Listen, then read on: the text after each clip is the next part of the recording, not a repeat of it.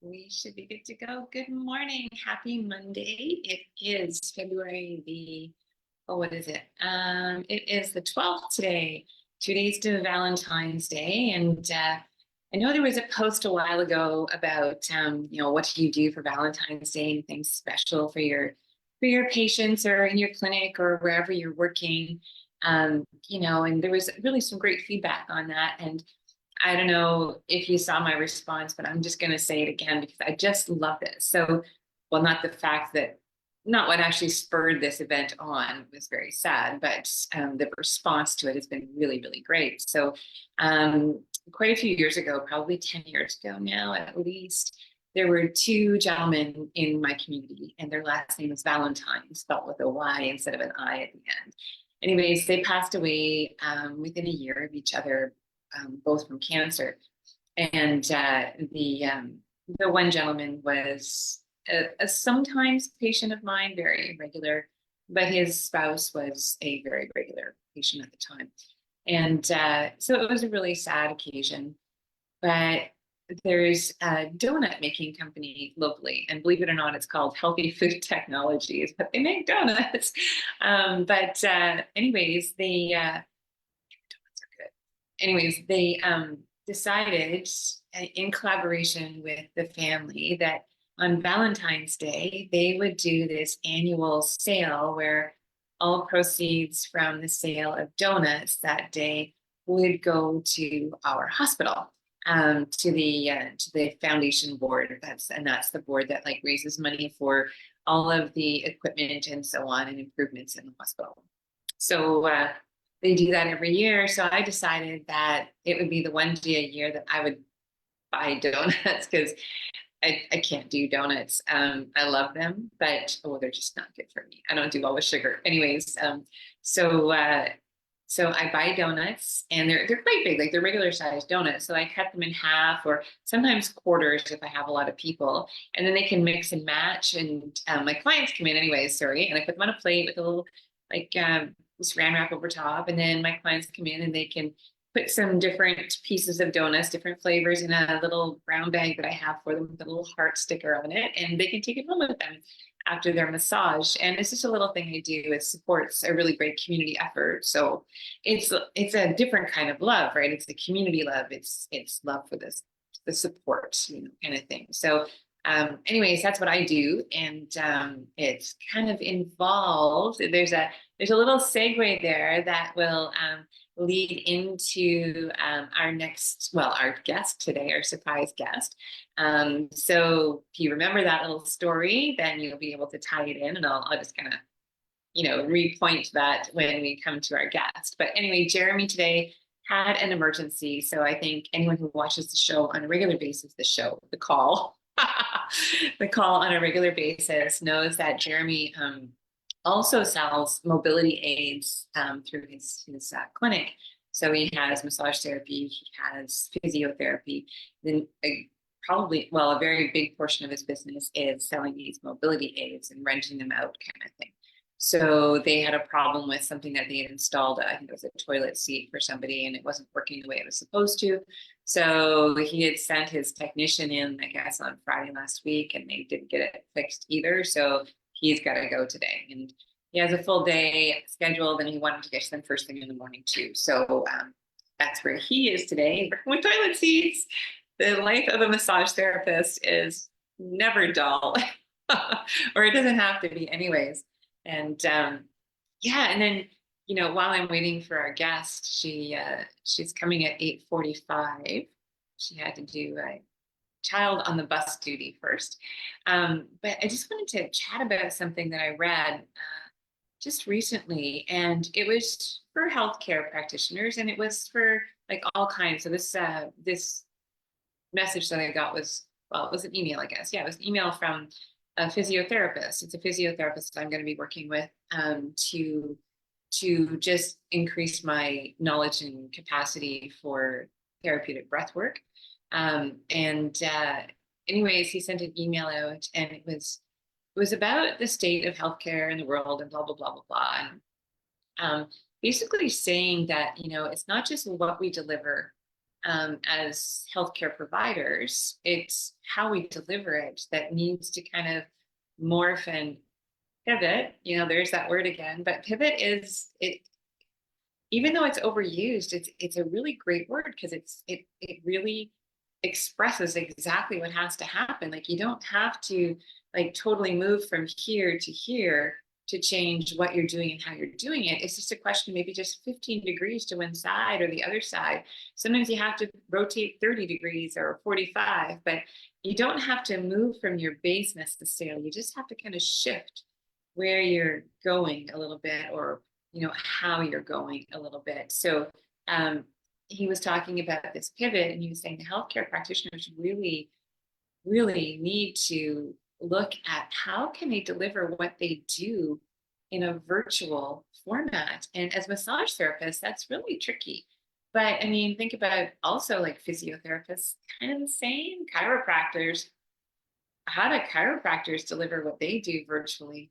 But, it's super true because as I've been expanding into the virtual space myself a little more, well, a lot more, I have I have people like taking my yoga classes, working with me in my programs, not only from Canada, but I have some from the States now too. So I'm not just limited to my community, which has like, and it's good because it means they're well serviced, but we have a ton of massage therapists here.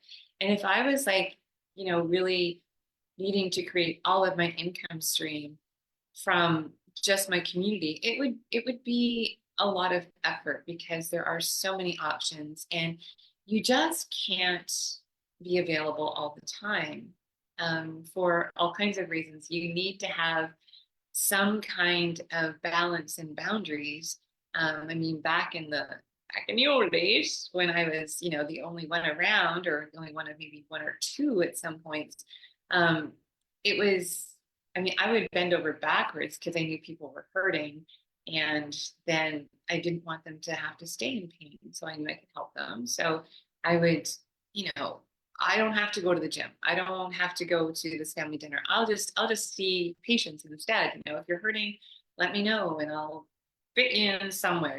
Who needs lunch, but as I've aged into my practice and as I've aged, period, it just becomes more apparent that well, I can't do that.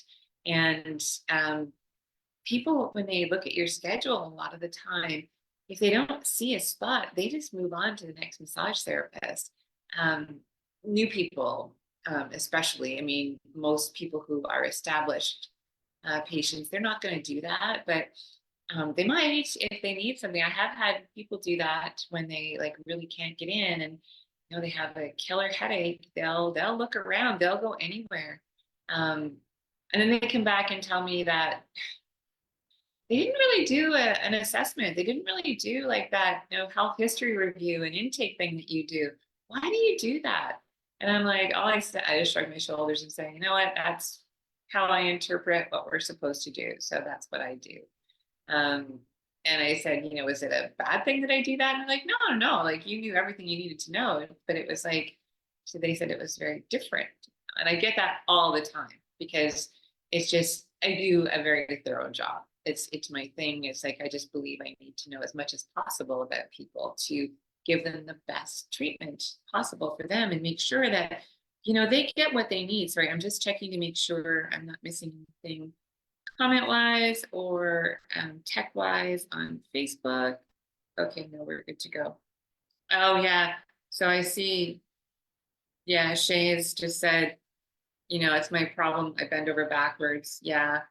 So um it's true. Yeah, you have to set those boundaries and they move on. So this virtual idea, I mean, it has expanded my sandbox. I'm not in this small little sandbox grappling and trying to bend over backwards or give up my lunch hour again to fit people in because I know they'll go elsewhere. It's like I've got this broader community to draw from, and it makes a big difference. It really does. It's a bit scary going out and beyond, and I had to get over that worry of, oh, is this massage therapy? Is it not? Because I have the yoga training, and that's what I offer my programs as. Now, if somebody is in Ontario and they're all, up into getting their receipts, then there are pieces of programs that I offer that I can give receipts for, like the intake, the history,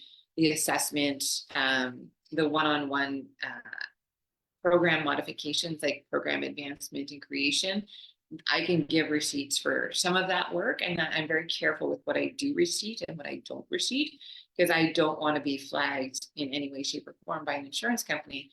But on the other hand, I really hate that insurance companies are so they dictate, what we do and how we do it. We have skills that really our knowledge and our ability to assign to create remedial exercise programs in Ontario. I know it's not the same everywhere, but our ability to do that, we should be encouraged and applauded for using all of our skills and all of our scope, not penalized and questioned. So maybe it's a question of insurance companies becoming more confident in our abilities to create effective remedial exercise, therapeutic exercise plans.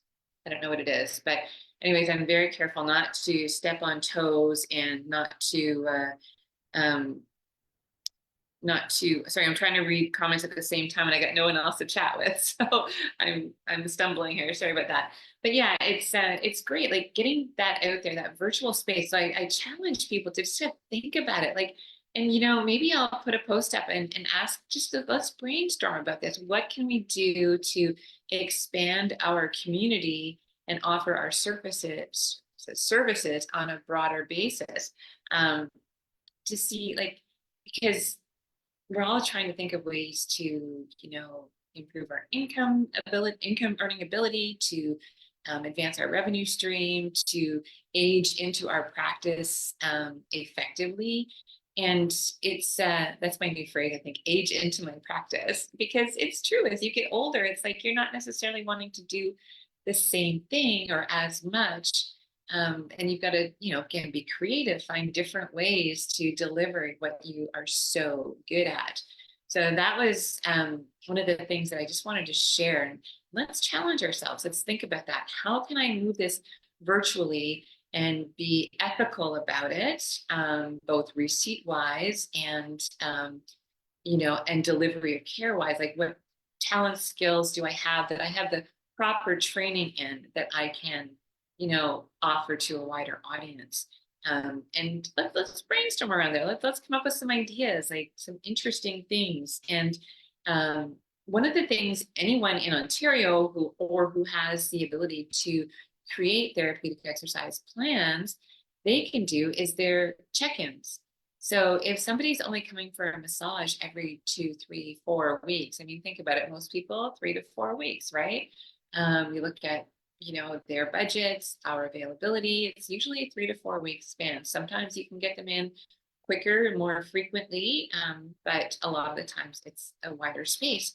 So wouldn't it be great if in your day you could kind of block off an hour and do 3 15-minute check-ins virtually in that hour, so that they're not going a full 3 or 4 weeks without having some kind of support for what they're doing home care wise. Like, so if you assign, say, for example, let's just go with the side bed. I'm going to do a side bed, okay? And when the person does it, they create pain in themselves. And so they don't do it. And this happens all the time. All the time. It hurts. I'm not going to do it.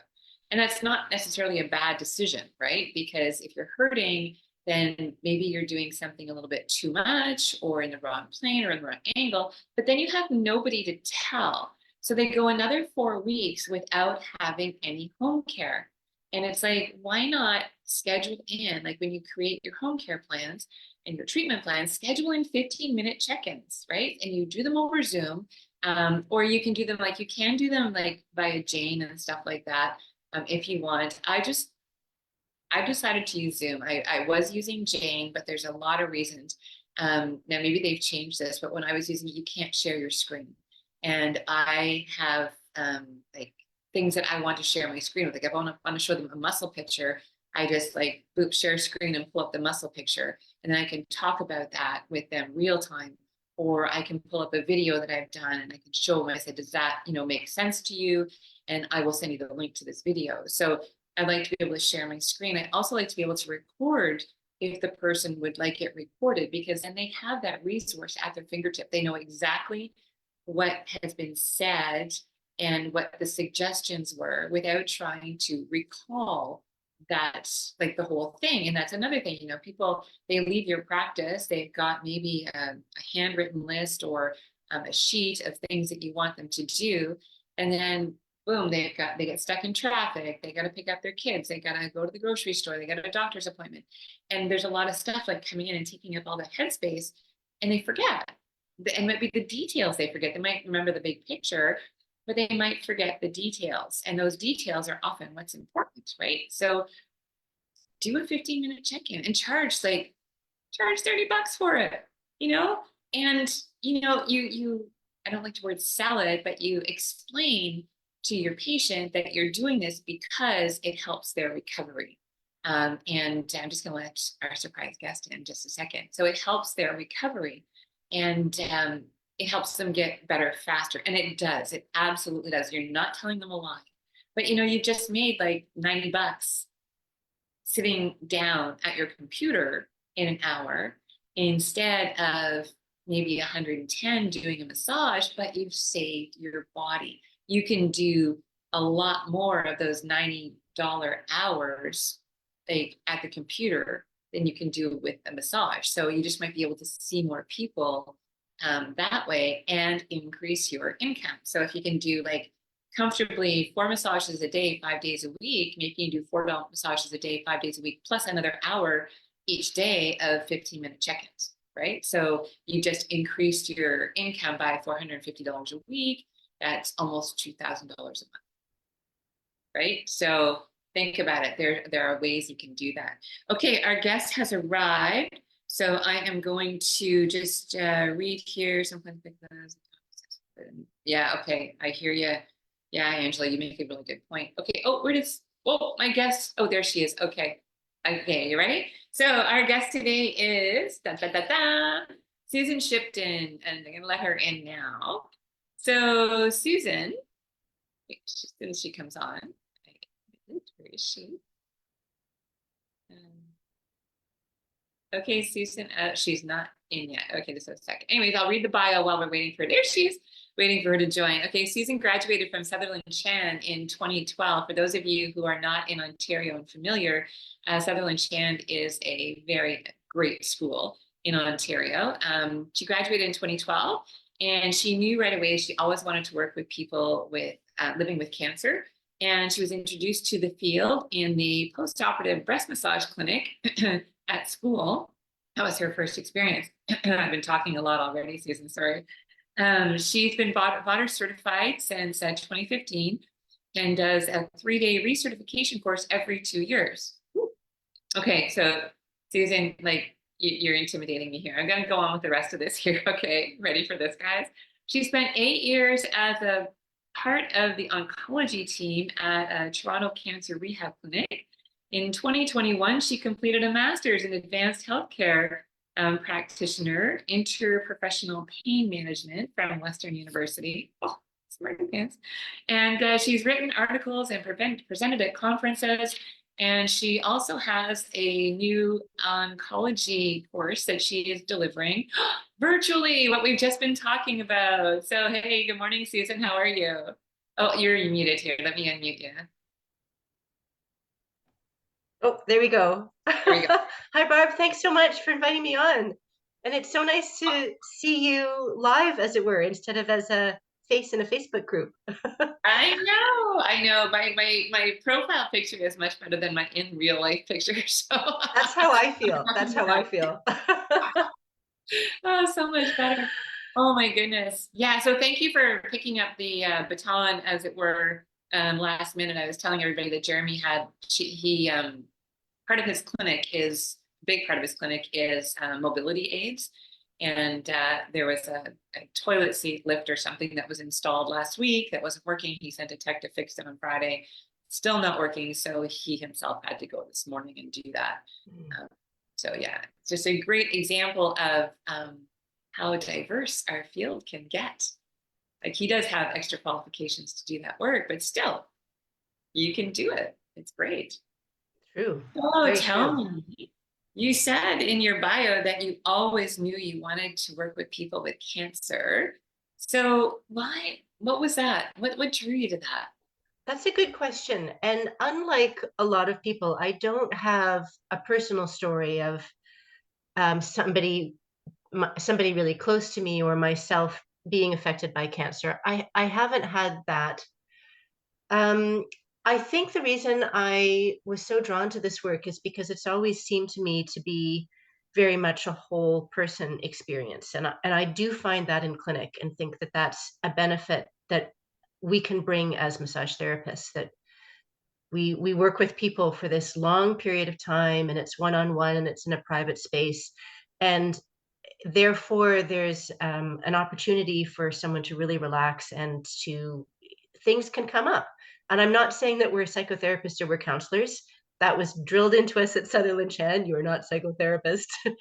But I just mean that rather than simply treating the tissues, a really quick appointment in and out, there's time for someone to possibly, if they want to talk a little bit more about what this experience is like on all aspects of their life. Similarly, the way people who live with chronic pain, it's a whole person experience. It's not just a part of their body that is affected. And I think that's why I was drawn to it, because I've always liked that intersection of the physical and the emotional.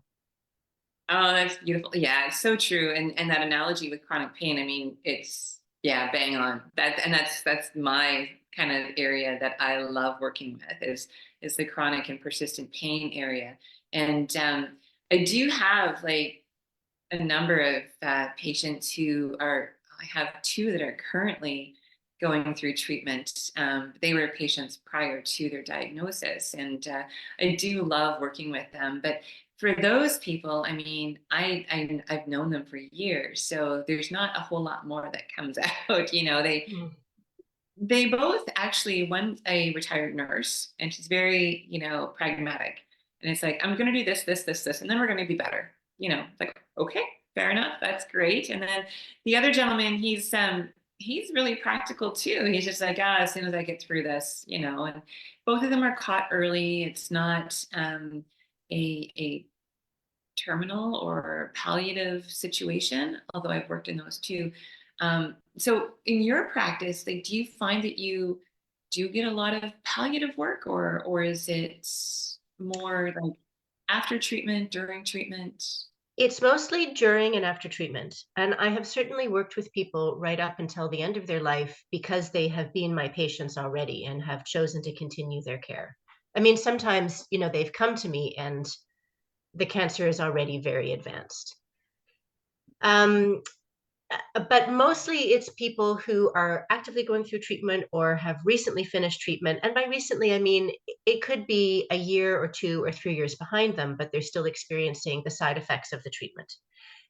People are often surprised at how long it takes for them before they feel back to usual. I've had a lot of people say to me with some frustration, but it's been a year. And because I've worked with so many people, I have seen this a lot, and I say, well, it often takes a lot longer than a year. And before people feel like they've got their energy back, people can feel really exhausted for a long time.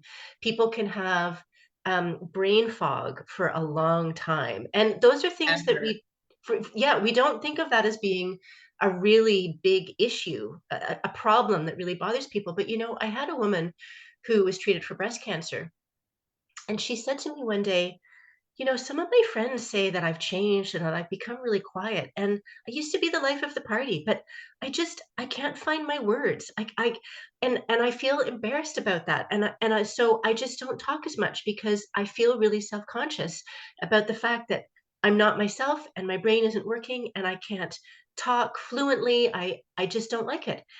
And oh, there are so many things that somebody goes through in being treated for cancer and in the aftermath, so many seemingly much bigger things that we often don't acknowledge the impact of feeling like your brain has been affected and you're not yourself and you feel self-conscious about that in front of people. Yeah. And and then not to mention there's often physical um results as well, whether it would be removal of a body part internally or externally. Like those are both emotional and mechanical for a lot of people. And they've got to deal with that new physical reality as well. Lymphedema is another one. Yep. So there's a lot that goes on, a lot to process. There Um, is a lot to process. There is a yeah, lot to process. A changed body, um, how they present to the world. We do, as we interact with people, as we encounter people, the first thing that we encounter is someone's appearance, usually, often. And so people have to adjust. Sometimes they have to really adjust their sense of themselves if they've, in the case of a mastectomy, it's a very individual thing and depends on so many different factors. And it's great that there are increasingly good options for women as they go through the treatment for breast cancer in terms of what are they going to have a reconstruction. There are more and more women who are choosing to stay flat. What kind of reconstruction are they going to have if they choose that route? But of course, the radiation has an impact on their body, the chemotherapy, the hormone therapy. Again, speaking of things that we might brush off as less serious, but hormone therapy can make people feel really, really not like themselves. yeah. Oh, It's like absolutely. menopause times 5. Oh God. Been there, done that, and yeah, no, thanks. I got off easy, so I can't. Just yeah, it's tough. And I mean, no, we're not psychologists, we're not psychiatrists, we're not counselors, but we are, I believe, in a great position to listen. Just to you don't have to do anything except listen attentively, and that's helpful. I can't tell you how many times people have said, I haven't told anybody this. And I'm like, well, now you have. How does it feel?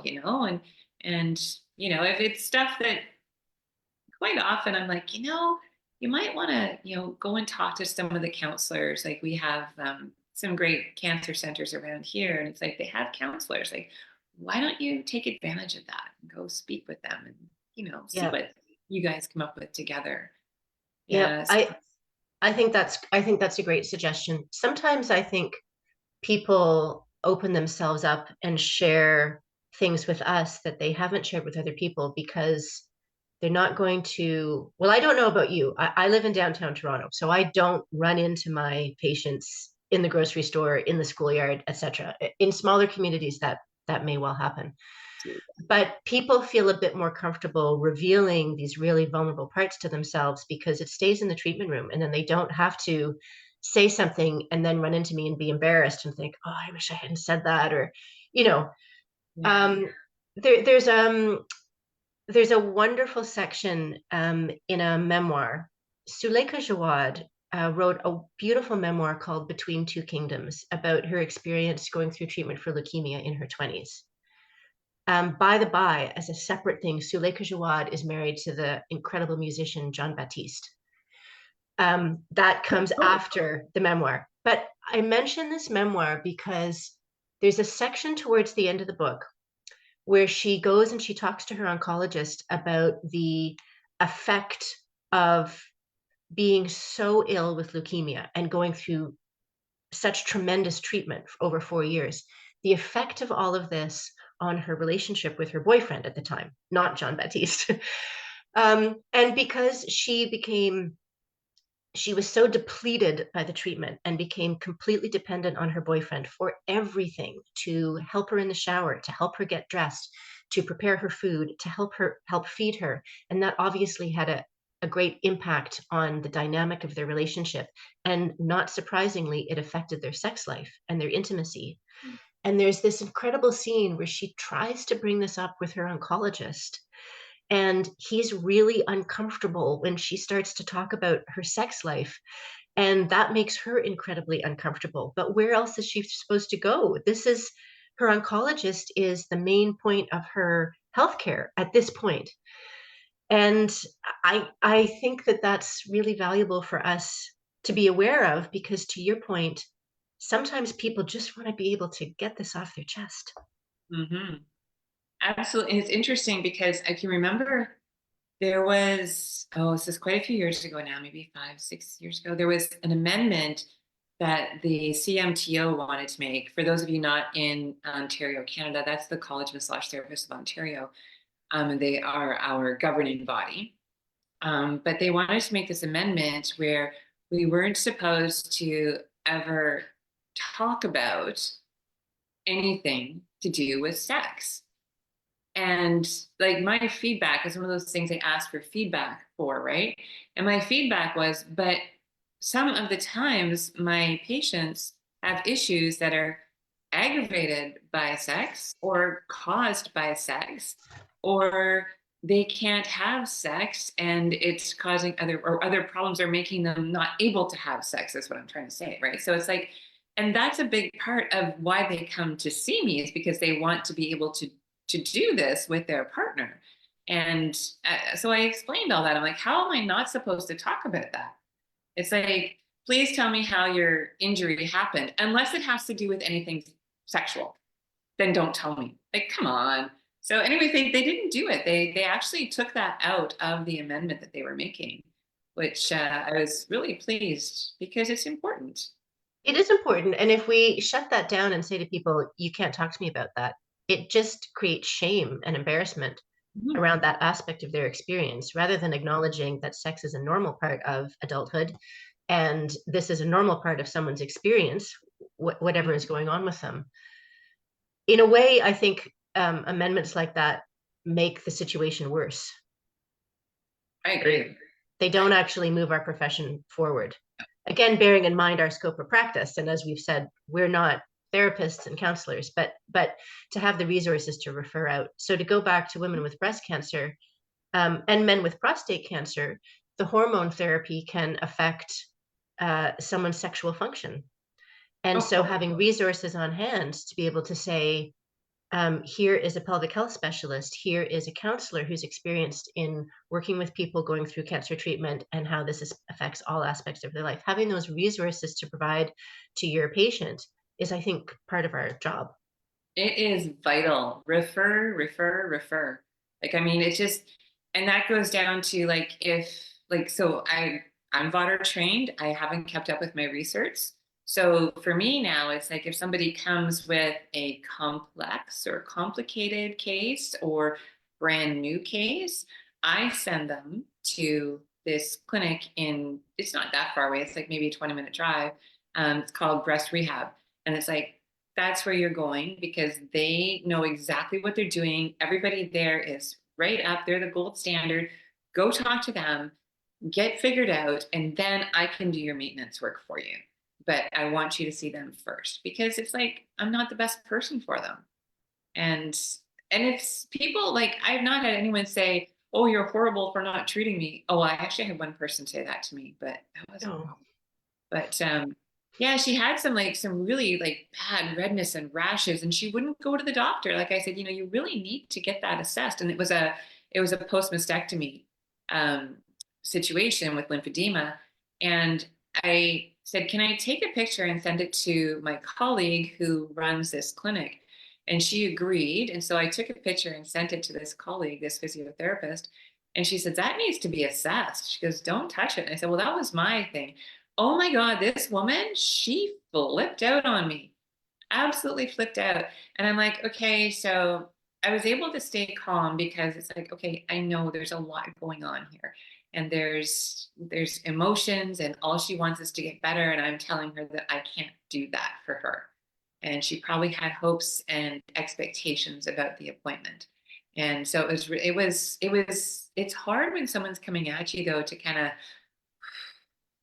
it is and stay in hard. a calm space. But it does happen and there's reasons for it, you know. And maybe somewhere inside her, she was afraid that this was something really serious. And Oh, by for sure. you refusing to go ahead with the usual treatment and saying, I think that needs to be assessed, was also saying, this might be something more serious.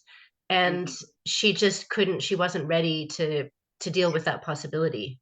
Yeah. Oh, absolutely. Fear is always the underlying, I think, Yeah. emotion that's behind those kind of outbursts or almost attacks kind of thing. It's like, you lash out when you're afraid. So, Hmm. Hmm. yeah. It's a challenging field. It really is a challenging field, but it's very rewarding too, you know. It's Um enormously rewarding. It's enormously rewarding. I think with that's why I think that's why we're drawn to it, and why we stay in it, because it's such a wonderful way to connect with people. Oh, it is. It really is. Now, I wanted to chat with you a little bit if you have some time still. Are you good till Sure. 9:30 or Yeah. okay. Yeah. Awesome. So I did want to chat with you a bit about that I call it that kind of cut loose period. When they finish their treatment, they ring the bell, they walk out the door, and all of a sudden they are faced with life without structure or as much structure. So for however many months, their life has been dictated by appointments and treatments and therapies. And then all of a sudden it's like I've had so many people tell me that it's like this is supposed to be like the happiest time. I'm supposed to be like I'm done treatment, my cancer's gone and blah blah blah. And they're like, I don't know what to do. I'm afraid and everything still hurts and I'm worried all the time that it's coming back. As soon as I feel sick, it's like, oh my God, the cancer's back. And so that time period, I think, is just really, really, I actually like working in that gap myself. Hmm. Um, have you had that kind of experience with people? All the time. Just as you said, so many people, it's mixed feelings. It's relief that my oncologist feels that I am fine and I don't need to be under his or her constant care and discharged from the oncologist. Um, and but then they feel, but my safety net is gone. Who's Yeah. watching over me? Who's monitoring me so closely to make sure that it doesn't come back? And also, as you said, and as we've discussed, people don't usually feel back to their usual self. They still feel exhausted. They still feel some residual effects from the treatment, physically, emotionally, psychologically. And they sort of feel like they've been cast loose. And so I've had people say that they really appreciate still coming for regular massage treatments with somebody who's experienced. Again, I never pretend, and nobody thinks that I'm an oncologist, but there's just somebody knowledgeable who's still seeing them regularly. Yeah, Yeah. exactly. And it's a touch point, right? It's a touch Yes. point. That's Um, a nice term to use for it, a touch point. yeah, because they've got nothing. And actually some of my people don't even have family doctors. So when their oncologist, says, and this is another phase later on when it's like they go for 1 year checkups, then 2 year checkups, and they go for a five, the oncologist says you don't have to come back. I've had people at that stage, that's usually about 10 years post recovery for the people that I've worked with. And when their oncologist says, okay, you know what, you don't have to come back, they don't know what to do.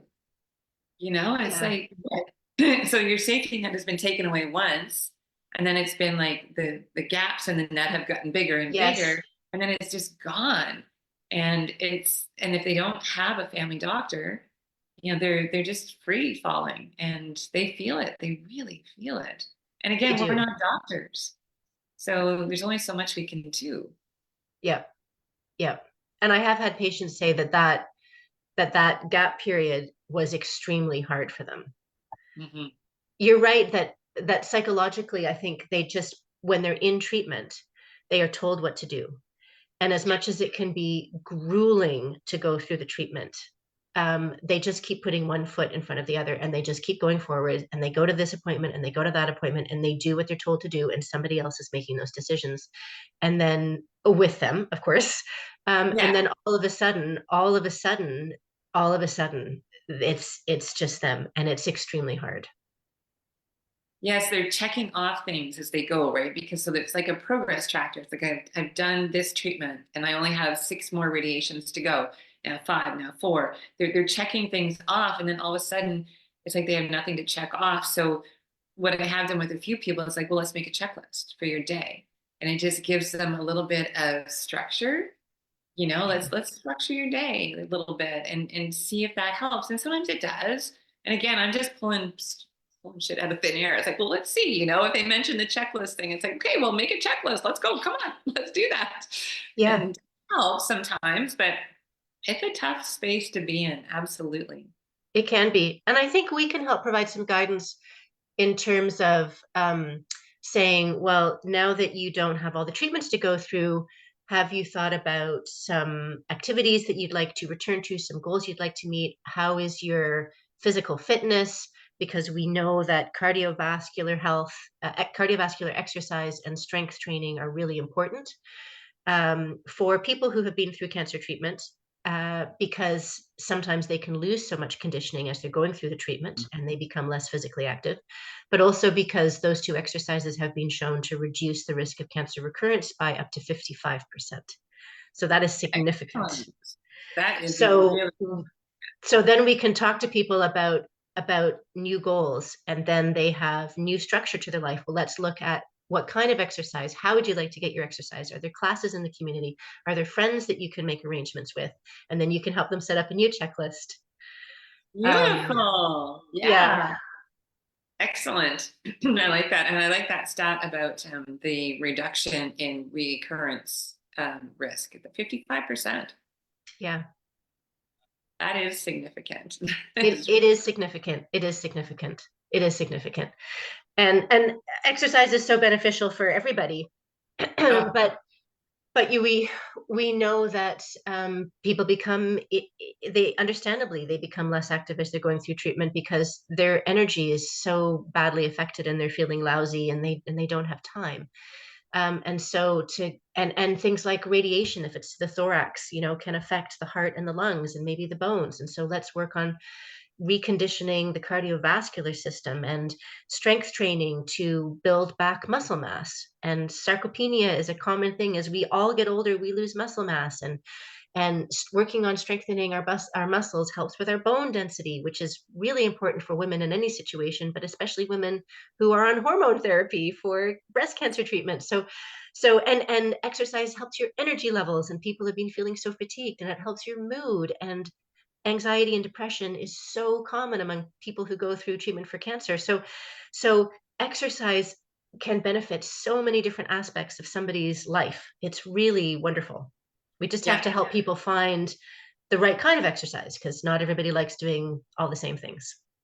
Oh, absolutely. And we have to help them get over that fear of moving too. I find a lot of people are they're fearful. They're going to hurt themselves, or it's going to be too tiring, or there's just this like inertia that Yeah. kind of gets set in, and it's very hard to break out of that inertia. So it's one of those things where I sometimes help them kind of contract to expand. It's like, okay, so you have this inertia, why don't you nourish yourself a little bit and allow for that inertia to kind of pass through, instead of like jumping into a program and possibly hurting yourself. Let's take it slow. Let's go and do some nervous system conditioning first, and then some breathing conditioning. And then we'll start to move, we'll get some connection. We'll start to move when you feel safe moving. So I just find that is a really nice progression sometimes, instead of saying, and again, everyone's like, you gotta exercise. And you absolutely do. I mean, what is it? Heart disease is the number one cause of death in the Western world, I believe. And I mean, that is not always, but a good percentage of the time considered a lifestyle, problem, because like inactivity, obesity, highly processed foods, all of those things can play into that. So it's, yeah, that exercise thing, but we're so, yeah, we get that like couch potato syndrome, and Hmm. it's so hard to get out of it. What you described as a way of helping motivate people sounded really beautiful. Can you Oh, tell us a little bit more about what you mean by nervous system conditioning? yeah. So from the yoga background, right? So I always describe the nervous system, as a continuum, like that autonomic. So the parasympathetic, sympathetic, and it's like you're going to go back and forth. But if you kind of get up here and you lose that ability to be able to go down to the parasympathetic, you're losing all of that like healing and digesting and resting and that we need so badly. So and like tons of stimulation will keep us up here in that sympathetic, and when we're afraid, when we're in pain, we're in that sympathetic a lot. So going through cancer treatments is a really good example of something that's going to really place us in that kind of upper part of that sympathetic range. And then so training the system to be able to go back down, like to be resilient and have that rebound and go back and forth, because you do need to be in the sympathetic Hmm. lots, but you also need to be in the parasympathetic and having that ability to get some control, over it's like, okay, so this is done. This like stressful thing, this moment of stress, okay, we're doing this today, right? So this is sympathetic. Like you're up, you're at them.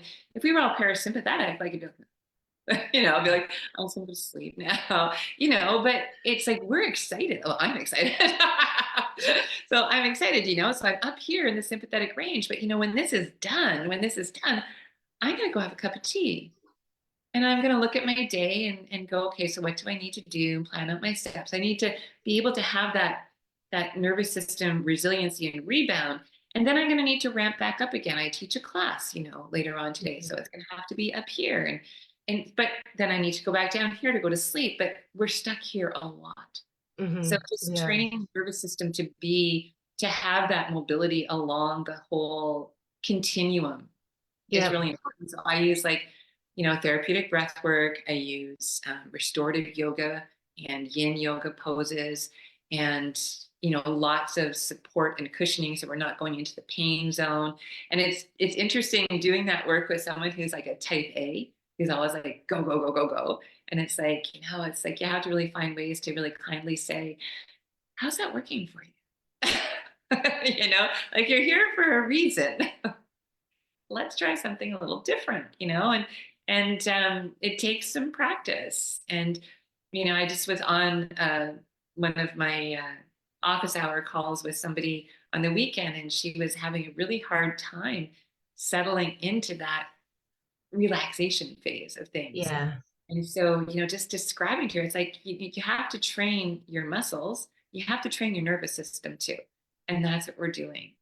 And that landed well with her. And I find that's another thing too. You have to find a bazillion ways to describe things, to Hmm. explain, Hmm. because sometimes it'll just bounce right off. It's like, I have no idea what you're talking about until it gets in. It's like, oh yeah, now I get it. Yeah. It has meaning now. So yeah, it's interesting. So that's what I mean by like training the nervous system, regulating it, getting some really great flow through the nervous Yeah. system. Yeah. It's beautiful. I love how you describe it. And I can see how how truly beneficial that is for so many people, so many different ways of approaching our life, or the habits that we get into, and how we go through our day and tackle things. I remember hearing years ago, as meditation was becoming more popular, that in the Western world we sort of we think that we're going to go forth, and we're going to give it 110%. We're going to conquer this baby. We're going to conquer this. And then some people from the East, who had grown up meditating, and they said, no, no, you can't. You try too hard and you can't meditate. It's a process of letting go, of not trying. I know, And it's so allowing. Yeah. allowing, yeah. Yeah. So It's sometimes we get in our own way, and we need to unlearn some habits that have served us mhm. well in other areas. But you're right, if we're too much in the sympathetic, it doesn't work. I loved as you were talking about the nervous system, um, as being almost like a living, breathing thing. But Uh, and I could see how someone who's very used to being physically active or exercising and conditioning themselves, as you said, almost like a muscle, like our nervous system has to be flexible and supple, and but we also have to be strong enough to have the control to be able to go back and forth. Yeah, it's like if a muscle never relaxes, it's never going to perform to its best capability, right? So Yeah. it's and like breathing is the same thing. It's like it's all, and don't get me going, but breathing I love so much because it affects like um, it affects your nervous system, it affects your mechanics, and it also affects your blood chemistry, right? So just changing how you breathe has these like huge multidimensional effects. And I find like one of the things that I it's a little it's one of those things that really bothers me because you've probably heard of abdominal breathing or diaphragmatic breathing or three-part breathing. And it's so interesting because with that, you see people when they do it, they it's like you were saying, I'm going to get this 110%. So they brace through their rib cage and their neck quite often, and they force their belly out. And it's like, that was muscles, not probably the diaphragm, you know? Whereas, like, if you just allow the diaphragm to move in its normal pattern, like its usual pattern of contraction and relaxation, you get like an organic expansion through the Yeah. midsection. And it's like, you just, no, we're going to allow. And I said, your rib cage is supposed to move too. It's just a question of allowing. It's like so many things get, kind of adopted because they worked, like the theory is good, but then we just take it over with that, I'm going to get it, that confrontational, that conquering kind of Yeah. attitude and perspective, I think. Yeah. And I find that like even with something like cancer, for example, there's always this cancer warrior and I'm going to beat this. And it's very, very, it's so confrontational. And I just sometimes I wonder if that is always the best kind of verbiage to use, or if something like, it's like with chronic pain, you're starting to talk about, snuggling up to your pain and listening to it and treating it as a piece of you instead of like constantly fighting against it. Um, it actually helps to Yeah. mitigate the pain sensations. Yeah. I mean, it's not going to necessarily take it away, but it can help. So I wonder if sometimes our go get 'em rah rah rah approach to disease is always the best way to go. No, I agree with you. And there has been a lot of I have read things around the embattled metaphor with disease and with cancer specifically, because you're right, with cancer specifically, it is always language fought a valiant battle against.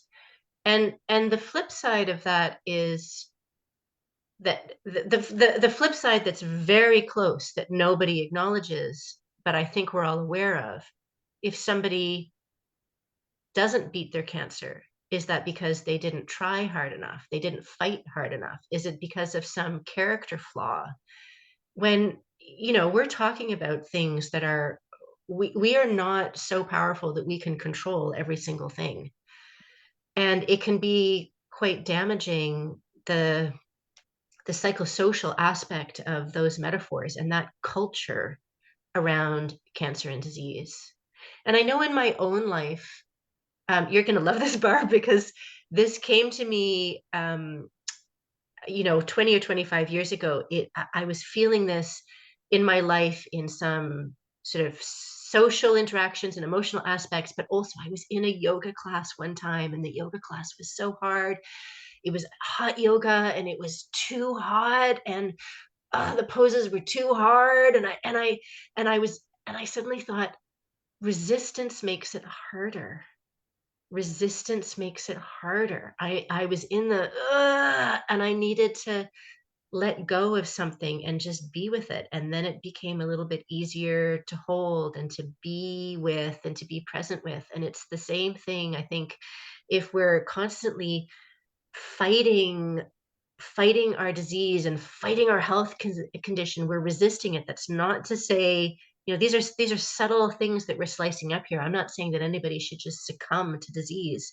No. I'm not saying that, but maybe we don't always need to be the fighter and the Yeah. and what about using our energy and holding it differently? And going back to what you said about the nervous system, I have always loved creating that really soothing, really relaxing environment, massage. It's very important to me to start that way to help somebody at their own pace, Mhm. gradually let go.